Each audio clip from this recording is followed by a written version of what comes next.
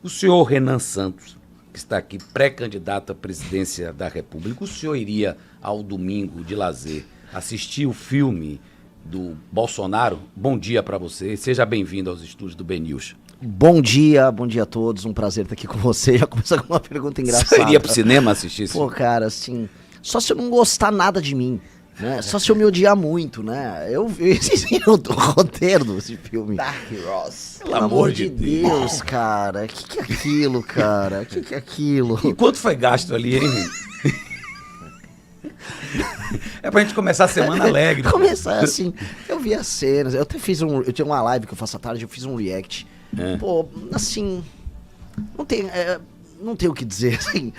Primeiro, o filme é um filme C, classe C, D, e o Flávio Bolsonaro fica mentindo pros eleitores, dizendo, não, nós fomos até Hollywood, e arrumamos diretores de Hollywood, atores de Hollywood. Pô, é confundir a pessoa. O Jim Caviezel é um ator que tá fora do mercado há praticamente 20, 30 anos. Ele fez aquele filme da Paixão de Cristo, e depois ele acabou saindo no mercado. O diretor lá não faz filme em Hollywood, ele faz filme D. Aí pegaram dois americanos, usaram como justificativa, pega uma grana e não dá. Não dá. Olha, eu tô aqui com o Renan Santos, pré-candidato à presidência da República, e eu tive em São Paulo, inclusive você estava na pauta para eu entrevistar lá em São Paulo, mas você vinha para aqui na segunda-feira. Eu acho você um cara de terceira via importantíssimo, tá? Principalmente conversando com jovens de 16 a 24 anos de idade, pela pesquisa que eu li, você lidera. Com essa turma jovem aí, você tá liderando. Mas como é que você vai furar essa bolha, cara? Porque a gente não...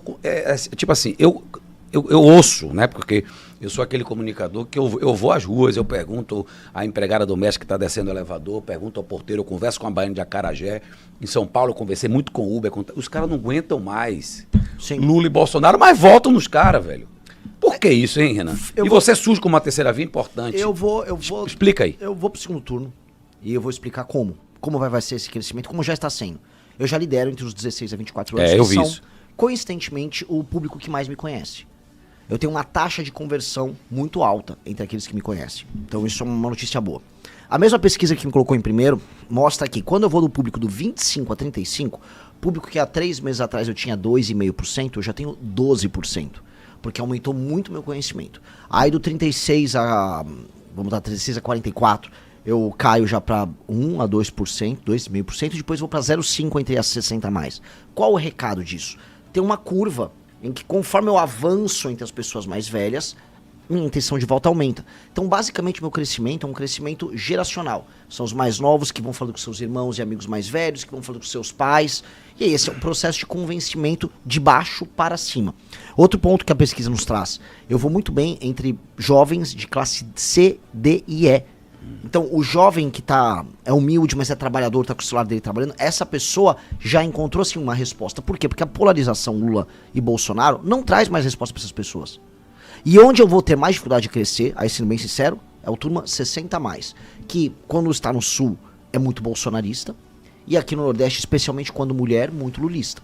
Mas tudo bem, para eu ir pro segundo turno, eu não preciso convencer todos eles agora. Eu preciso fazer um trabalho de ganhar os 25 a 35, depois os 35 a 45, depois os 45 a 50. É um processo de ganho de público geracional na velocidade certa. E tá indo na velocidade que eu preciso. Eu preciso ter 10% nas pesquisas Atlas, que eu posso até explicar por quê, que são as pesquisas que eu mais confio, acertaram no mundo inteiro. Atlas. Isso. É o instituto que mais acertou. Hungria é um regime fechado. Aqui ele acertou fechado. Aqui também. Aqui foi muito forte. Em 2022 acertou fechado. Foi o único, aliás. Nessa pesquisa você tá com 6,9. essa aí que eu vi. Foi aquela que a gente chamou a atenção aqui, 7 pontos. E no cenário de 16 a 24 anos, eu tenho 36%. É muito. É muito, é perceptível. Sim, é um valor. Eu tenho primeiro. Eu passei o Lula e passei o Flávio. E eu tenho, enfim, comentam comigo quem contrata os trackings da Atlas, que após essa derrocada agora do Flávio, entre os mais jovens eu já subi para 41%.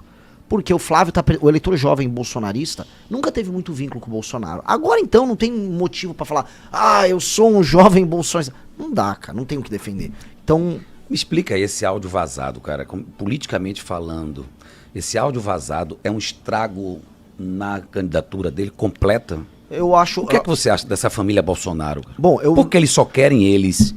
Vamos lá. Os Bolsonaro, eles tiveram uma dádiva.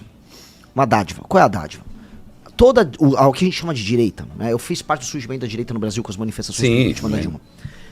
Isso aconteceu no Brasil, isso aconteceu nos Estados Unidos, isso aconteceu na Europa.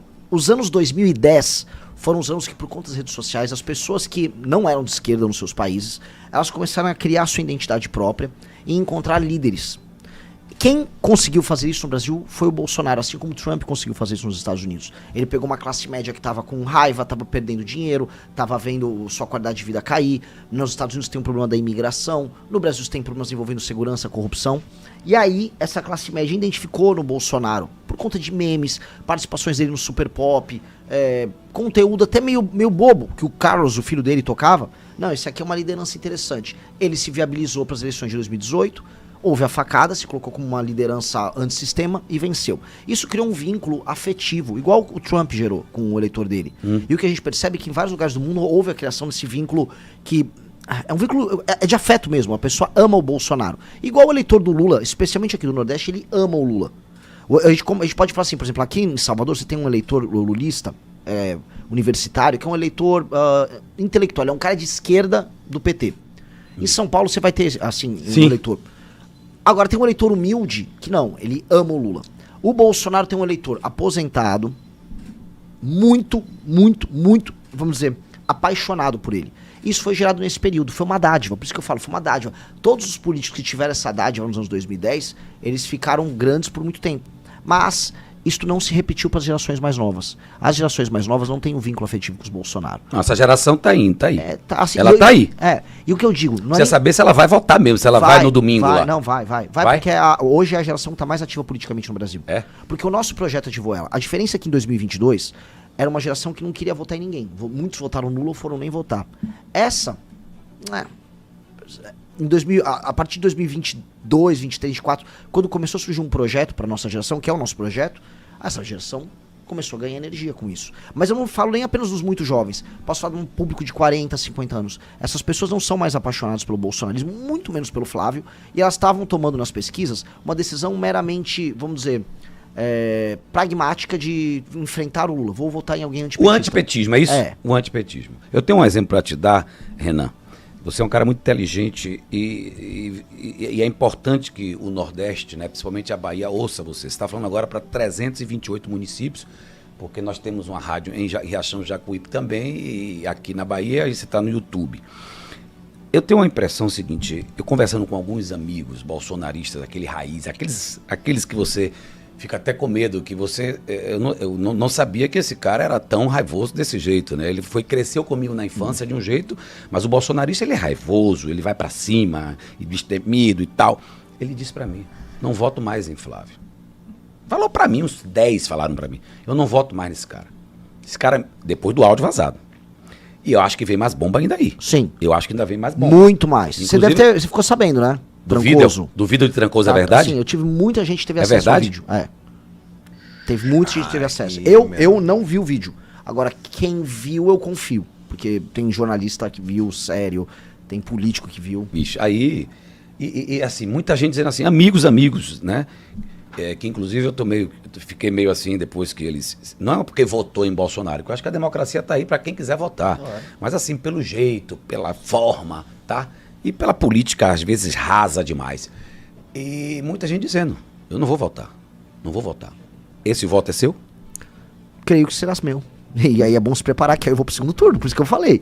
Essa pessoa... Essa desistência desse povo... porque assim... Você tem ideia de quanto?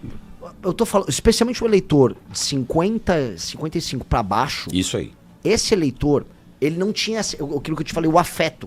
Ele virou bolsonarista e tal, mas o Bolsonaro não é o centro da vida dele. Ele vê o Bolsonaro como uma ferramenta útil que tem a ver com ele, os mesmos valores, vamos colocar assim. O filho não é visto dessa maneira. Um bolsonarista, como o antipetista, ele tem uma lógica de ir pra cima no enfrentamento da pessoa que ele considera um petista. Que é aquele debate que tem de domingo, uma família se junta, aí ele, o Lula é um ladrão, isso aqui é um vagabundo, não sei o quê. E que é a característica do antipetista. Ele vai pra cima do ponto de vista moral. Ele faz um enfrentamento moral ao esquerdista. O Flávio retira qualquer condição de fazer isso. Então a sobrinha de cabelo roxo vai virar... E esse áudio aqui? Aí o cara fica meio de pé quebrado. Ele fica meio de pé quebrado. Aí ele não consegue falar, não consegue passar os valores dele através do Flávio no debate. E aí esse cara, que tem um conjunto de valores no lugar, um cara que eventualmente, um cara comerciante, ou defende a família dele, ou não quer ser assaltado na rua, ele começa a perceber que é uma contradição a defesa do Flávio. E ele fica incomodado. Eu já tinha percebido isso, né? Eu tô rodando o Brasil. Eu rodei o Maranhão, eu vi a perda de energia do lulismo entre os mais jovens. Há uma perda de energia, uma falta de perspectiva. Onde ele sempre teve. Exato. E no sul, eu fui pra Santa Catarina, interiorzão de Santa Catarina. Eu fui nas rádios, eu falei, vou apanhar aqui. E aí, todo mundo, não é o Flávio, né? E a gente não tem energia. Antes dos áudios. Quando veio os áudios, tá todo mundo aguardando o surgimento de um caminho. Quais são as duas opções que eu coloco aqui pra análise de vocês? Uma é ou Zema ou Caiado, que estão adotando a postura de meio que linha auxiliar dos Bolsonaro, avisando, eu tô no banco de reservas, é tipo, né, tô aqui, aquecendo, Não vou bater muito também não, não vou bater nada, eu tô aqui aguardando, me ame. E eu avisando, isso aqui era uma porcaria desde sempre, eu tenho um projeto muito bom, eu tenho uma linha ideológica que você concorda, eu tenho um sistema de valores muito parecido com o seu, e assim, eu não tenho esses erros nas costas, mas eu não vou me furtar de avisar você, eleitor, que você tava errando ficando com esse cara. Eu tô te tratando como um adulto. São dois caminhos. Os mais jovens já escolheram. Vamos ver os mais velhos. Você tem um perfil Milley de ser? Falam isso de você. Saiu um coach muito bom na CNN falando que eu era Milley na forma e Bukele no conteúdo. Eu li. Eu acho com o Milley, o meu perfil de campanha muito parecido com o Milley. Eu tenho banda de rock, ele tem banda de rock. É meio descabelado, eu acabei de olhar aqui, tô um pouquinho descabelado. Comete sincericídios, né? O sincericídio eu vou fazer essa reforma e todo o manualzinho de marketing política avisa, não fale isso, vai perder eleitor. Ele fez isso. Então eu acho que faz muito sentido, especialmente na forma. Na aplicação das políticas públicas, até ele teve uma tese que eu acho muito bom, que é, ele logo no começo do mandato, ele mandou o que eles chamam de reforma, pacote ônibus. Ele botou todas as reformas de uma vez e pautou o Congresso argentino por um ano fazendo isso. Acho legal enquanto estratégia. Mas ele não tá bem lá, né? Hoje não, porque as reformas ainda estão demorando a maturar e darem a resposta. Então ainda tá um clima de indefinição na Argentina. Mas como modelo de candidato, eu acho o Milei um modelo muito interessante. Renan Santos, pré-candidato à presidência da República pelo partido Missão. Renan, eu queria que você fizesse uma análise de Lula e uma análise de Bolsonaro. O Jair ou o Flávio? A família. Tá. Vamos lá. O Lula faz parte de um projeto que foi o maior, assim, meu inimigo, tá? Inimigo histórico enquanto visão de mundo. Mas é o maior partido político da história do Brasil, que é o PT. E eu estudei muito o caso do PT. Estudei muito como eles se organizaram, como eles fizeram, porque eu pretendo ter o maior partido político já feito na história. O partido que eu fundei agora no final do ano passado, que é a Missão.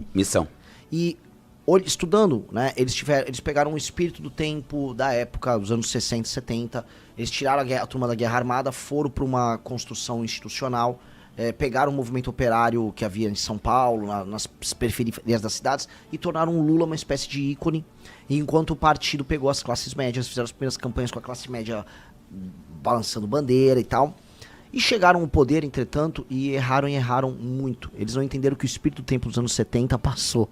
E esse é o problema. O mundo havia mudado. Em vez de eles focarem em reformas de competitividade que levasse o Brasil para um caminho de crescimento igual a China teve nos anos 2000 e 2010, o Brasil ficou só falando em direitos, aumento de gastos, projeto social. Bolsa Família. Só isso. Você é contra o Bolsa Família? Sou contra.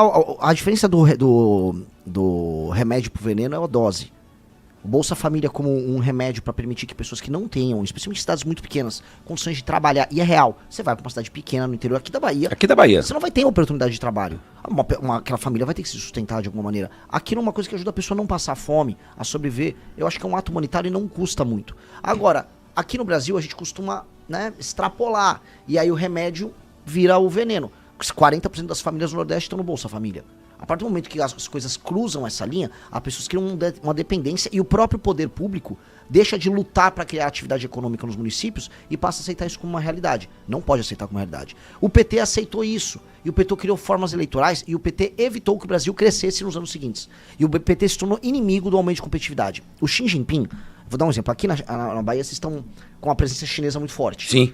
O Xi Jinping, ele tem um artigo falando do modelo de crescimento econômico da América Latina e ele dá uma varetada no modelo do PT aqui. Ele fala, ó, esse modelo de política social, assistencialismo, criou pessoas preguiçosas, o Xi Jinping, o chinês. E nós não vamos seguir por esse caminho, é o caminho da produção, aumento do trabalho, aumento da competitividade. Nosso modelo vai gerar crescimento para a China e o modelo deles vai fazer eles ficarem para trás. Este é o modelo que a China, aliada do PT, adotou. O modelo contrário do petismo. Então eu prefiro ouvir o Xi Jinping, ouvir os chineses e falar, nós precisamos do modelo dos chineses. Muito trabalho, imposto baixo, leis trabalhistas flexíveis para você poder contratar e demitir pessoas, abrir e fechar empresas na maior facilidade, atrair investimento estrangeiro e fazer crescer economicamente. A gente aqui só fica falando, vamos distribuir, vamos aumentar direito. Distribuir o quê? Qual dinheiro e qual direito você não consegue garantir? Então, o modelo petista deixou a gente quebrado nessa... E o bolsonarista? O bolsonarismo... Vamos ele lá, não tem Flávio e Jair Bolsonaro. Eles não têm sequer um projeto. Eles não têm nada. Eles têm uma impressão. E eles repetem chavões. Então, o PT é um partido, tem uma estrutura, tinha um projeto que representava a visão de um tempo equivocado e o Brasil está pagando o preço disso. O bolsonarismo é um culto à personalidade. Você perguntar, Flávio, me fala 5 projetos seus agora. Ele não tem a menor ideia do que ele vai falar. Não há ideia, não existe nada. Sério? É desesperador. Não tem nada. Não tem, eu conheço pessoas ao redor, não tem nada e não é pra ter nada. Porque é só sobre o culto à personalidade. É um culto vazio à personalidade. Ou seja, então ele é pior que o PT, na sua ótica? Eles são diferentes. Eu sempre falo, você prefere pegar ebola ou ser atropelado por uma carreta? Porque o PT, ele erra de maneira consistente, regular e pensada. Estudaram, leram e erraram. O Bolsonaro erra intuitivamente. Tipo, vamos por aqui, ó, o caminho tá errado aqui. Sabe que tá errado e vai. Cara, é meio assustador. É meio assustador. Totalmente. É meio assustador. Vai, o problema é o seguinte, os problemas brasileiros estão postos na mesa. As soluções, as políticas públicas que outros países já testaram para resolver os problemas brasileiros já existem. É só a gente olhar o que os outros estão fazendo, copiar e tocar. A gente não faz isso me desespera. Vamos lá. Vamos lá. Uma coisa que me chamou muita atenção, até falei isso aqui semana passada. Olha lá, viu? Eu tô olhando o YouTube aqui. Quando o Zé Eduardo... O Renan também tá olhando ali, ó, as frases que estão no YouTube. Eu não sei se ele tá olhando, olha lá. Ali, chat. Como é? Não sou fanática, mas Renan é meu candidato 2026. Aí o outro botou, o Jorge, você só vê a direita reunida com banqueiro e empresários. Nunca vi a direita reunida com povão. Eu acho isso injusto com o Bolsonaro. Eu acho o Bolsonaro um movimento popular. Mas me diga uma coisa que me chamou muita atenção, até falei aqui quando o Zé Eduardo disse que você vinha, é a história de Flávio Bolsonaro dizer que se você participar de algum debate, ele não vai. Ele tá com medo assim? É medo? É receio? O que é? Também não entendi. Ele não vai no debate. Ele não vai no debate com você. Vocês têm processos um contra o outro? Eu nunca o processei. Dizem que ele disse que ia me processar. Eu não soube se ele me processou ou não. O que eu sei é assim. Ele imaginava que ele ia no debate pegar o Lula. E o Lula, por mais que seja esperto, sempre soube jogar bem no debate, é um homem de 82 anos. E ia ficar lá falando, o cara tá cansado, é um homem de 82 anos. O Flávio e o Caiado não vão falar, desculpa, o Zema e o Caiado vão ficar ali, olha Flávio, tem uma pequena discordância com você, seus olhos verdes não estão tão bonitos hoje de manhã, sabe? E eu não, eu vou chabulengar ele. Você os tem dois, arsenal? né? Lula Os dois, eu vou chabulengar os Se dois. você estivesse no debate com os dois aqui, você tem um arsenal pros dois? Vai ser uma delícia. Só que eu vou te falar, sem querer me achar, só de eu falar o que eu acho diante de uma câmera, da maneira ajustada, já vai gerar um contraste grande. E na hora de perguntar tanto pro Lula quanto pro Flávio, eles terão graves problemas em responder. Vai ser bem difícil eles lidarem. Bem difícil. O Flávio arregou. O Flávio entrou em contato com as emissoras e foi fazer essa chantagem. De não ir pro debate? De não ia, porque ele falando dizendo assim, ó, debate pra ter relevância tem que ter eu, tem que ter o Lula. Se eu não for, não tem debate. Esse cara não tem que ir. Aparentemente, as emissoras, então não vá. Vai ficar uma cadeira vazia escrito Flávio. Ah, tá, porque eu pensei O Flávio não tá com esse reggae todo, mas que ele tá achando que ele tá... Não tá com esse reggae todo. O Flávio, pra vocês entenderem, ele não vence o Lula no segundo turno. Não, isso já antes do escândalo tava bem complicado. Hoje, depois do escândalo, o Flávio não vence sob nenhuma hipótese o Lula no segundo turno. Então, o Flávio não é visto mais pelo eleitor antipetista como essa força. O Flávio virou um tigre de papel. Porque a partir do momento que todo o eleitorado entender que ele não vence o Lula no segundo turno, o eleitorado vai procurar outro candidato. É isso que vai acontecer. E as emissoras de TV que antecipam esse processo já sabem disso. E no Nordeste? Vamos lá, você falou da força do lulismo no Nordeste. Isso é claro para todo mundo saber, né? Como é que você pretende ir para cima do Lula no Nordeste? Eu estou vendo já que você já está viajando e correndo rádio, mostrando quem é você, né? Isso é importante. Eu lhe pergunto, essa força do Lula no Nordeste é imbatível? Não, eu tenho notícias muito boas para quem quer tirar o lulismo do Nordeste. O lulismo no Nordeste é uma força que cansou. Porque o Nordeste, veja só, uma coisa é a propaganda. Outra coisa é, o Nordeste se desenvolveu nos últimos 20 anos, quando comparado com o resto do Brasil? Não. Quem desenvolveu foi o Centro-Oeste. O Centro-Oeste, Rondônia desenvolveram, Paraná desenvolveu. Então quando eu olho, o Brasil que desenvolveu é o Brasil mais antilulista possível. É o Brasil que fez o receituário contrário. É o Brasil do agro. E as regiões do Nordeste que mais se desenvolveram foram justamente as regiões que não estão dentro do, vamos colocar aqui, do mindset do lulismo. A região do agro, o oeste da Bahia, o sul do Maranhão, sudoeste do Piauí, o tal do Mato Piba. Mesmo em Pernambuco, você vai pegar a região de Petrolina. Petrolina, agro. São justamente, vamos dizer, lugares que não fizeram a lição de casa do PT. Então o contraste está claro. E as pessoas do Nordeste, depois de mais de 20 anos, desde que o Lula chegou ao poder em 2003, continuam migrando para outros estados. A população da Bahia está indo embora. Salvador diminuiu a população. A Bahia diminuiu a população. O modelo petista de governar não deu bom no Nordeste. Há, por parte das pessoas mais velhas, uma espécie de uma generosidade com o Lula, uma identificação. Isso está claro. Eu rodei cidades pequenas no Maranhão, conversar com as pessoas mais velhas é muito difícil. Só eles olham pra mim e falam, é Lula! Eu falo, meu senhor, deixa eu explicar, é Lula! Ok. Mas o filho dele não tá assim. O filho dele tá, não, eu sou entregador, tô trabalhando, não, tá difícil, não. É mais jovem, né? Mais jovem. O cara, roubaram meu celular tal dia, a violência chegou na minha cidade. A chegada do crime organizado nas cidades do interior do Nordeste, o celular permitiu, isso aqui é uma reflexão que o Lula não estava pronto. O celular e as redes sociais permitiram que aquela pessoa visse que no Brasil, não na TV, no mundo, no Brasil, outra vida é possível. Que tem gente ganhando dinheiro, tem gente vivendo melhor do que nos rincões que ele vive. Tem gente que na idade dele que não precisa de bolsa familiar. Esse cara fala, pô, mas eu não quero ter essa vida ruim aqui. E aquela pessoa fala, eu quero mais, só que ela não consegue mais. E ela começa a olhar pra classe política enganando ela, comprando o voto dos familiares dela, falando assim, não, fica tranquilo, eu vou te dar um empreguinho na prefeitura. E o cara falou, mas eu quero alguma coisa, eu quero mais. Então ele não tá tendo esse mais. Isso, mais a chegada do crime, fez com que um público até seus 30 anos esteja muito pistola com o PT. E é por isso que eu resolvi rodar nos lugares mais petistas possível. Pô, eu fui no Maranhão, interior do Maranhão. Lugares que o Lula faz 80%, 75%. Piauí, Ceará. É onde eu fui. Rodei interior do Ceará, eu rodei interior do Rio Grande do Norte, eu rodei Maranhão inteiro. Você sentiu que... Senti e a nossa resposta ecoou. Outra coisa, essas pessoas não viraram bolsonarista na rejeição ao Lula. Porque eles também não identificam nada no bolsonarismo. O bolsonarismo não fala nada pra eles. Sabe o que o bolsonarismo fala? Foi o que o Bolsonaro fez no final do mandato? Fica tranquilo que eu vou te dar um auxílio maior do que o Bolsa Família. É tipo, entendi, uma disputa pra ver quem paga mais. E eu tô falando, cara, eu não quero que você fique no Bolsa Família.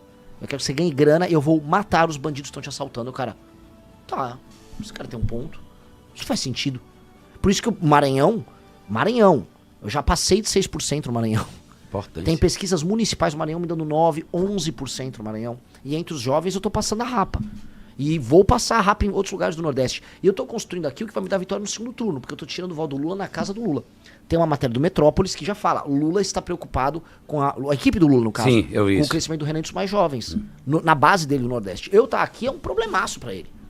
E é da vida, né? Agora, seria uma afronta a você, Renan Santos, pré-candidato à presidência da República pelo Partido Missão, lhe comparar com Pablo Marçal? Seria. Pô, cheguei aqui, Mas, velho... adorei vocês. Eu achei sei, cara, mas olha, foi uma terceira via que é óbvio que, olhando você, conversando com você, a gente sabe que nunca aqui não vai chegar perto. Mas ele foi uma terceira via que ele quase buscava lá, né? O que ele fez... O que você acha? O que ele fez, né? E ele tá se viabilizando agora. Não, ele não vai ser... Com essa história do áudio aí, Aécio quer voltar... sim, mas o Marçal, ele não vai Não? se recuperar no TSE. Não. Ah, tá, tem um E TSE. o partido dele, que é o União Brasil, já tá montando aquela lógica de cada estado ele apoia alguém. Tem um candidato que acaba ficando meio custoso nesse jogo.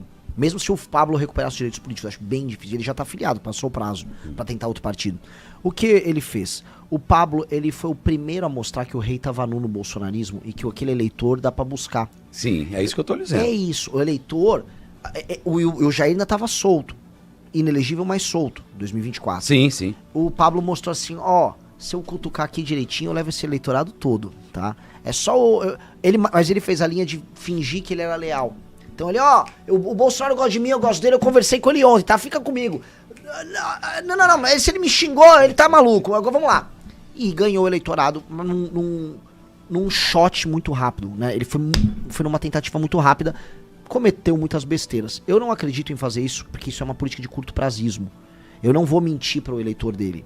Eu vou fazer uma coisa que é mais de longo prazo. Eu montei um partido agora, eu tenho 42 anos, eu tenho que construir um partido sólido, porque eu vou eleger deputados, e eu tenho que, no meu comportamento, gerar um espelho para que os membros do partido entendam como é que uma liderança tem que se conduzir. Então eu não posso marcializar. Eu não vou pegar, por exemplo, abandonar tudo que eu disse no passado sobre os erros do Bolsonaro, fingir que nada disso aconteceu para tentar roubar esse eleitorado na malandragem. Eu vou falar, esta é a minha crítica, e você, eleitor do Bolsonaro, tem que despertar. Tem que despertar. E ninguém tem compromisso com erro. Vocês não precisam errar sempre. Eu tô propondo isso aqui, e nós poderemos vencer o Lula fazendo isso, aquilo, mas não dá pra fazer isso com o bolsonarismo. E há um processo de despertar. Agora ainda com o áudio do Flávio, e avisando ainda quem ainda tá com o Flávio. Aguardem que, para além do âmbito do Banco Master, vem mais um monte de coisa com o Flávio. Vem treta ligado ao Rio de Janeiro, secretário de esportes. Milícia? Não sei se vem coisas novas da milícia. Mas de Secretaria de Esportes no Rio de Janeiro, esquema de corrupção com grana em cash tá vindo, e escândalo do INSS. Ou seja, o caso do Banco Master não estava nem precificado pelo Flávio como um problema que viria. Essa foi uma novidade. E ele já tá morrendo pela novidade. Ainda tem o que o Sidônio tem na mão. O PT tem na mão um pacotaço. Não começou a campanha ainda. Não, os caras ainda nem começaram a colocar a cara na rua em relação a isso. Exato. Na verdade, o plano do Sidônio era aguardar a proximidade da eleição para jogar o arsenal de coisas antes quer dizer, depois de qualquer possibilidade deles trocarem um candidato. Sim. Aí, porque o candidato para eles interessante é o Flávio, é o correto? Flávio, é óbvio. o Flávio. O PT que é o Flávio. Que é o Flávio. E porque matar o Flávio agora é ruim pra eles. Então o que o PT tá fazendo? Sangrando. Veio esse escândalo, o PT falou, pelo amor de Deus, Agora... não mata o homem não. O PT... que a gente falou aqui. Não mata o homem, deixa o homem sangrar aí. Meio tonto. Levanta eles. Eu juro pra vocês que o próprio PT deve estar dando umas vitaminas lá. Levanta, Flávio. Vai, corre aí, vai fazer campanha. Não, ele vai pra ver Trump desgastado, morto lá. Ele pega um avião e vai ver Trump. Não, agora o que é que tem a ver com o Trump, cara? Não, essa do Trump, ele quer fazer a velha cartada clássica do bolsonarismo de obter a validação internacional com um cara. Olha, eu posso ser um grande presidente, o Trump disse que eu sou. Ele só não sabe que no Brasil, por conta das tarifas, o Trump não tá com esse reggae todo também. Meu Deus, o cara me taxou, vem aqui, pô. Né? Agora, eu queria que você falasse, eu vi também no seu Instagram, você comentando sobre aqueles 123 que morreram lá no Rio de Janeiro, lá. Aquela operação da polícia. Sim. Você achou desastrosa aquela operação da Polícia do Rio de Janeiro? Você achou legal? Ou você achou como um vorcaro da vida? Ninguém toca a mão, ele está numa cela com ar-condicionado, mas 123 soldadinhos de quinta categoria morreram ali. Qual a sua análise em cima daquilo ali? Eu vi você falar. Sim, meu sentimento com relação ao criminoso violento, ele é muito duro. Minha mãe já foi sequestrada 2 vezes. Sequestro relâmpago, falaram as maiores atrocidades dela no carro, diziam que iam fazer coisas horríveis, largaram ela no meio de uma favela na primeira vez, na segunda vez sequestraram ela e queriam sequestrar junto com meu irmão. Se eu falar o que eu gostaria de fazer com essas pessoas, ficaria ruim pro ouvinte. É ódio verdadeiro. E você se sentir como um cidadão, assim, sem ter meios de reagir a uma coisa dessas, é uma das piores sensações que tem. As pessoas têm essa mesma sensação, especialmente as pessoas mais pobres, que são as maiores vítimas do crime organizado. Essas pessoas do crime organizado submetem o brasileiro a um regime de quase escravidão, a um regime de servidão. Ele humilha as pessoas, ele impõe toque de recolher quando necessário. Houve um caso aqui na Bahia que ficou nacionalizado dos 3 funcionários da empresa de internet que foram mortos, provavelmente torturados, jogaram o corpo deles no chão. O que fazer com os membros do crime organizado? Ora, se eles quiserem se entregar pacificamente, ficarem presos por 30, 40 anos, tudo bem. Nós assim o faremos. Agora, se ele quiser lutar, não tem o que faça. O policial precisa eliminá-lo. É uma questão de lógica. E aí uma jornalista me perguntou se eu sentia prazer nisso. Ora, se num combate, porque aquelas caras decidiram combater a polícia, eles perderam, estou feliz. Como todo brasileiro tem que ficar feliz, tem que ter lado numa disputa. Nós precisamos, veja só, destruir o crime organizado e retomar os nossos territórios. Eu tava ontem, eu gravei vídeos por boa parte de Salvador ontem, gravei mais de 6 vídeos pra gente soltar. O que eu vi é uma cidade triste. Eu vou colocar uma coisa. Salvador está... Eu entendi Salvador como uma cidade deprimida. triste que está empobrecida, completamente favelizada. E quando a gente olha no detalhe, quando a gente percebe, vamos dizer, os sinais de dominação do crime em várias regiões, a gente percebe um silêncio de uma população que se adaptou a isso. Eu fiquei sabendo que tem mais de 15 facções em disputa aqui. Aqui é um dos lugares mais, vamos dizer, balcanizados, é um monte de facção, uma lutando contra a outra. É uma situação bizarra. O Estado vai ter que se impor de uma maneira muito dura. Qual maneira? De todas as que você possa imaginar. Desde a retomada física, imposição da lei e da ordem, destruição, prisão e, se necessário, morte, caso reajam, de todos os membros faccionados. E depois, um processo que eu chamo de desfavelização. Desfavelizar é tornar aqueles enclaves em bairros, dar para as pessoas o título de propriedade, responsabilidade para as pessoas para não refavelizar, ou seja, refavelizou é crime inafiançável. Se o cara invadiu uma propriedade pública ou privada para fazer uma favela nova, vai preso, e muito preso, na hora, porque a gente tem que agora passar uma régua na hora se quiser ser um país sério. Temos que levar serviços públicos, temos que abrir ruas, porque tem muita favela que é um enclave em que você pra andar anda só em beco. Tem que acabar com o beco. Tem que abrir ruas, mantém as casas que dá pra manter, ajuda as pessoas a reformar as casas num plano nacional, mas cria-se as ruas para tornar aquilo bairro, arboriza o bairro, leva o serviço público, faz com que haja dentro da escola pública um acompanhamento, inclusive psicológico, para os meninos, especialmente meninos sem a presença paterna, para que eles não entrem nunca mais no crime, porque a mão de obra pro crime é sempre um menino que não teve a presença do pai, pobre, que tem um desempenho escolar baixo. A gente já sabe, estudos internacionais mostram isso, a gente tem que acompanhar esse menino para ele, né, se direcionar para um trabalho e não ser levado ao crime, e com base nisso você resolve no longo prazo. As operações no Rio, que só são uma operação, realmente, elas viram enxugar gelo. Não serve pra nada. Bom, eu tô com o Renan Santos, pré-candidato à presidência da República. Eu vou a Brasília agora com o nosso editor do site Brasilianista. É um site que está incomodando muita gente com as verdades. E ele é o editor desse site Brasilianista, o Breno Grillo. Breno, tá aqui o Renan Santos. Surge aí como uma terceira via interessante, pelo que eu li, e alguns bolsonaristas estão dando adeus aos bolsonaros por conta dos áudios vazados, e ele está incomodando. 7, 8, mas fica à vontade aí, meu querido amigo Breno Grillo, jornalista, editor de política aí, pode perguntar. Bom dia a todos, muito obrigado pela presença, pelo convite. Renan, pré-candidato, muito obrigado pela participação, por ceder seu tempo para nos conceder essa entrevista. Eu estou assistindo aqui desde o começo da sua entrevista, Renan, e a minha primeira dúvida você acabou de mostrar muitos dos problemas da população, que a população brasileira enfrenta. Agora, nessa última resposta sobre violência, você entrou nos meandros do como resolver. Eu queria, em cima ainda do tema da violência, você pretende usar as Forças Armadas para ajudar as forças públicas de segurança? Porque essa é uma questão muito grande e que inflama muito o debate no nosso país. Eu queria saber sua opinião sobre isso. Grande pergunta, porque existe um marketing de, não, vou botar as Forças Armadas. Eu conversei com membros das Forças Armadas e eles falaram, homem, a gente nem tem como ajudar muito.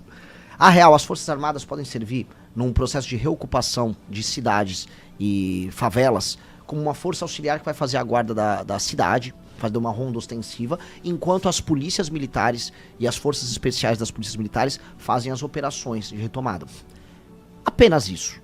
Há outros elementos que dá para utilizar, por exemplo, a força aérea nas fronteiras para evitar a entrada da droga, por exemplo, como acontece no Mato Grosso do Sul, onde boa parte da droga entra por via aérea. Você também utilizar a marinha com guardas fluviais ali na Amazônia para evitar a entrada da droga ali. Mas no combate urbano não há muito o que se fazer, nem existe, vamos dizer, material humano disponível para isso. Então eles serviriam, por exemplo, num lugar como o Rio de Janeiro, que a gente está falando, um lugar que é ostensivo, a gente vai fazer operação em 4, 5 favelas ao longo de 2 semanas, as Forças Armadas atuarem justamente como uma força auxiliar, fazendo ronda nas ruas, ajudando a manter a segurança da população, enquanto a polícia faz o trabalho dela. Exército, Marinha, Aeronáutica na rua? Sim, o Exército. Exército. Tá. Marinha, especialmente na região norte, e nas fronteiras colocar a aeronáutica para evitar a entrada da droga. Porque a gente estrangula, e aí entrou o elemento da inteligência que muita gente fala. Como eu estrangulo, por exemplo, o PCC? O PCC é Porto de Santos, todo o entorno da Baixada Santista, porque é ali que eles escoam a produção. Empresas que trabalham com containers e com exportação ao longo do estado de São Paulo, e a entrada da droga, especialmente via Mato Grosso do Sul. É a famosa rota caipira. Se a gente fecha esse ciclo, eu estrangulo comercialmente o PCC. Né? E aí eu consigo evitar que eles tenham o faturamento deles, quebro o dinheiro que eles vão usar depois para lavar, e aí a gente pode pontualmente pegar as lideranças. São estratégias diferentes. Breno, mais uma pergunta aí. Breno, direto de Brasília, você fica aí porque já também na sequência a gente tem João Roma, viu? Foi ministro da Cidadania na época do Bolsonaro e é candidato ao Senado aqui na Bahia. Breno, fica à vontade aí com o Renan. Zé, eu nunca vou recusar um convite seu. Um convite seu, para mim, é uma ordem. Eu sempre vou fazer o que você me pede. Pré-candidato, ainda sobre o tema violência, a principal porta de entrada do crime organizado no poder público é a corrupção, seja ela policial, seja das autoridades eleitas. A gente está vendo isso principalmente no Rio de Janeiro, mas a gente tem exemplos em outros estados. Como que o senhor pretende resolver isso? Como o senhor pretende enfrentar a corrupção nas forças de segurança e nas autoridades públicas? A punição, começar primeiro pelo crime de colarinho branco. A punição pelo crime de colarinho branco desapareceu. Hoje, você cometer o crime que for sendo uma autoridade pública ou sendo um agente privado corruptor, não acontece nada. No Congresso, no Senado. Não acontece nada. Acabaram com a prisão em segunda instância, vamos colocar aqui, que é o que permitia, né, que um desembargador já mantivesse um preso que foi condenado. As operações foram todas destruídas e as punições continuam muito, mas muito baixas. Foi criada a ideia, e esse é um grande problema brasileiro, de que vai jogando para as instâncias superiores e tão logo você tenha grandes escritórios, grandes bancas advocatícias, você resolve a vida no STJ, no STF. Sendo bem honesto, é isso que acontece. Então todos esses agentes corrompidos fazem parte de quadrilhas que, em última instância, vão proteger ele nas instâncias superiores. E eles têm, e as facções criminosas têm o lobby também com esses mesmos escritórios grandes. Isso tem que ser derrubado. A gente vai fazer uma alteração na legislação brasileira que separa o STF de qualquer julgamento de casos concretos. Eles são que julgar caso abstrato. Ele é uma corte constitucional, julga caso abstrato. Isso já tira eles do meio do caminho. Agora, sobre o agente que se corrompe, nós temos que aumentar e muito as punições. O sistema de punições tem que ser altíssimo. Problema você tem juiz e promotor que, caso seja pego um escândalo de corrupção, eles são aposentados compulsoriamente, ganhando vencimentos altíssimos. Isso tem que se alterar. E um policial, que é um cara que tem um monopólio da força e que tem que usar isso pela população, o cara que se corrompe, cara, em alguns lugares isso dá pena capital. Que é como um soldado numa guerra que deserta ou que mata o próprio... É o maior traidor da pátria. É o maior traidor da pátria. A pena tem que ser similar a isso. Como pena capital é proibida, eu acho que tem que ser punições de 50 anos. Mesma punição para um membro de uma facção. O policial que se corrompe é um traidor. É um maldito. Por isso, quando você tinha citado o caso da milícia, do Adriano da Nóbrega, tem gente que fantasia, o miliciano é legal. O Adriano da Nóbrega traiu a população, ele traiu o BOPE pra virar assassino de aluguel de miliciano, ele se tornou ele próprio miliciano, assassino igual de bicheiro, e bicheiro ligado ao tráfico. Esse cara é um vagabundo, esse cara é um maldito, esse cara é um traidor da polícia. E aqui as pessoas ainda romantizam, não, o miliciano é mais legal que o traficante. É como se cada um tivesse seu bandido favorito. Uma parte da esquerda, eu gosto do traficante, é da direita, eu gosto do miliciano. Não, cara, é vagabundo. Então, punições têm que aumentar. Quando eu falo de punição pra aumentar, não é só pro traficante, é pro agente público corrompido. E o direito penal do inimigo, que enquadra todo mundo como membro de facção, se você é parte do organismo, ele aumenta as penas e aumenta a velocidade da ação do Estado. Um policial que está servindo a uma facção criminosa, um promotor que está servindo a uma facção criminosa, ele vai ser enquadrado como membro de uma facção e ele está lenhado. Tá lenhado. Aí vai ser difícil ele escapar. Matheus Moraes, Renan Santos ao vivo aqui com a gente, pré-candidato à presidência da República, Matheus. Renan, eu sei que você tem várias lideranças aqui, exemplo de Kessia, exemplo de Rafael Andrade, vários nomes. Agora, você não tem um candidato ou um pré-candidato a governador. Quem é que você apoia? Vai apoiar Semineto? Não vou. Eu não vou apoiar o Semineto. Eu não consigo entender porque nunca tiveram um projeto agressivamente modernizante para a Bahia e que enfrentasse o PT de frente. Eu nunca consegui ver isso no Neto. Nunca consegui. Você já teve com ele, Renan? Já tive com ele. Não acho que ele foi um mau prefeito, mas acho que as pessoas padecem de ambição. E eu acho que ele padece de ambição. Há também agora toda essa história de que aparentemente há um pacto tácito sobre não falar de Banco Master por parte dele e do Jacques Wagner. Sim. E eu acho isso muito ruim. Eu acho isso muito ruim. Então, nós teremos... todas as viagens que eu faço para os estados, eu procuro novos candidatos para lançar pelo meu partido. Talvez eu tenha novidades aqui pro governo da Bahia para dar uma bagunçada aqui no Coreto. Sério? Sério. Você já pode Prometo largar para vocês. Ó, eu não vou largar agora, mas se vocês, como prometerem a dar notícia, eu entrego para vocês Na mais hora, tarde. na Então, hora. fechou. Na hora, nesta fechado. viagem eu entrego para vocês. Sério? É furo para vocês aí. E fique à vontade. Breno Grilo, outra pergunta aí para Renan Santos, já tá terminando a entrevista aqui. O cara fala bem, viu? Ó, tô mandando colocar na mesa a polêmica de Luciano Huck, Vorcaro e Bolsonaro. Luciano Huck? Essa é nova. Não, é porque... Luciano Huck sobre Bolsa Família. Sobre Bolsa Família. Ontem, você soube, Do né? Bolsa Ele Família. disse que era Vazou. que era contra a Bolsa Família. Ele falou que era... Ah, aquele vídeo dele? Isso. É. Mas graças a Deus, deixa eu falar, graças a Deus, não quero falar assim, ó, o Luciano Huck está me imitando, mas a gente abriu essa discussão já há alguns meses. Eu vi o discurso dele muito similar ao meu. Obrigado e bem-vindo ao time da sensatez, Luciano Mas ele Huck. não era a favor dos projetos sociais. Era, mas tem um despertar. Eu tô funcionando. Sabe aquele barco quebra-gelo que você vai botando lá pra quebrar os pros barcos poder passar? Eu tô aqui, o barco quebra-gelo. Eu tô passando, tô tomando umas porradas aqui, mas abre como é ver o barquinho do Luciano Huck até. Bem-vindo, Luciano Huck. A gente precisa resolver isso pelo bem das pessoas que estão nesses programas. Tem jovem aqui na Bahia que acha que é natural ele cair num programa social. Não, cara, eu quero que você ganhe grana. Eu quero que você compre um celular bom, que você compre um iPhone, que você um dia compre um apartamento. Eu preciso fazer você ganhar grana. Vamos lá, Breno Grilo. O Renan Santos aqui, o partido Missão. E aí? Vamos lá, e ele fala muito bem mesmo, muito eloquente, e em cima dessa eloquência ele falou que ele é um barco quebra-gelo que está abrindo os caminhos. Como que você vai rachar o iceberg do Centrão se você for eleito? Você comentou, pré-candidato, que pretende fazer uma reforma no Supremo, o que já vai enfrentar um problema muito grande, porque proposições de lei que afetam outros poderes têm que partir desses poderes, então você já ia ter que enfrentar resistência legislativa, se não uma disputa judicial. E para aprovar as mudanças modernizantes que o senhor cita, o senhor ia precisar de apoio no parlamento. Seu partido é novo e por melhor que ele se saia nessa eleição, e eu lhe desejo todo o sucesso do mundo, não dá para fazer uma bancada majoritária numa primeira eleição. Como é que o senhor vai lidar com isso? Olha, eu vou começar pelo final. Não dá, nunca ninguém faz bancadas majoritárias. Eu vou ter que fazer um governo de composição. Ponto. Agora, se Não eu adianta ganhei... mentir aqui, né? Não, exato. Dizer, não, porque Eu vou vou fazer sozinho! como o Paulo Marçal fazia. Isso. Por isso que eu não sou um Marçal. Eu vou ter que sentar, porque assim, vou ser bem sincero. Mas você vai ter que ter estômago, né, O candidato? brasileiro vai eleger um monte de bandido. O Brasil, o povo, essa massa chamada o povo, vai falar, bandido, vá lá em Brasília, bota uma faca no pescoço do Renan e peça cargos e peça dinheiro. É isso que o povo vai fazer nas eleições. Vou ser bem honesto. Então vai eleger um monte de porcaria, esses caras vão pro Congresso.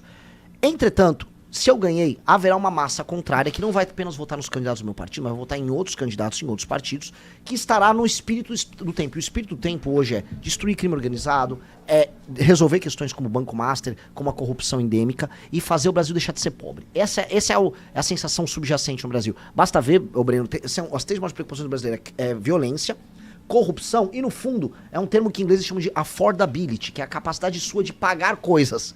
O Mandami foi eleito em Nova York por questão da affordability. Eu preciso resolver essas três coisas.